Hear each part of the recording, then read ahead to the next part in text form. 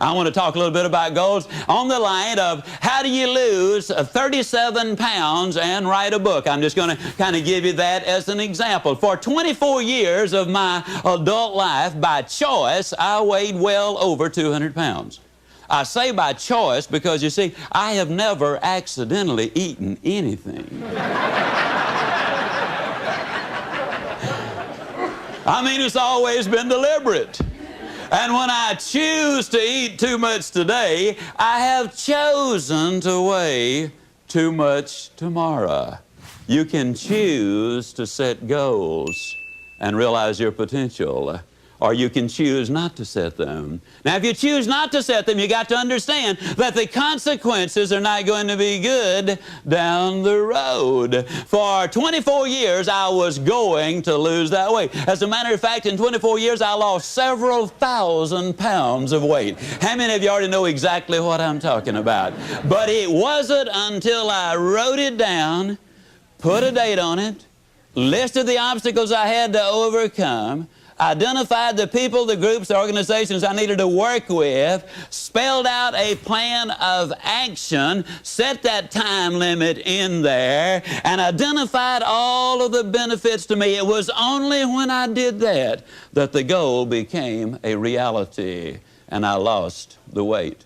For 10 or 15 years, I was going to write a book. You know anybody who's going to do just a whole lot of things, folks? I was going to write a book. But it wasn't until I got busy writing the book and writing the plans first before the book ever materialized.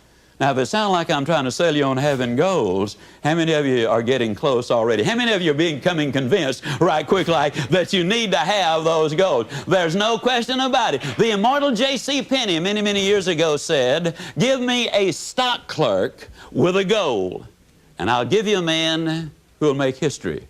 But give me a man without a goal, and I'll give you a stock clerk." You got to write them down. You got to put a date on it. You got to identify those obstacles. You've got to identify the people, the groups you need to work with. You got to find out what it is you need to know. You got to develop a plan of action, and you got to write it down. What's in it for me? Now, that's a formula that I have just given you, pure and simple. Now, if I were to ask you what 3 times 3 was, there isn't a person here who could not instantly answer it.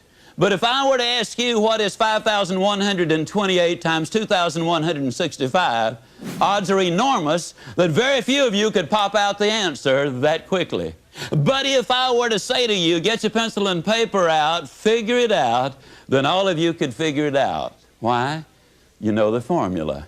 Now, you see, if you know the formula, it really doesn't make any difference, ladies and gentlemen, what the goal really is. When I started to write the book, I took precisely the same steps that I'm talking about. I wrote down the objective. I wrote down the time I completed or expected to complete the book. I identified the obstacles there. And yes, I know this is repetitious. It's the mother of learning. I wrote out and identified the people, the groups, the organizations I needed to work with. I devised a plan of action to do it. I spelled out what I needed to know, and I wrote it all down, what's in it for me.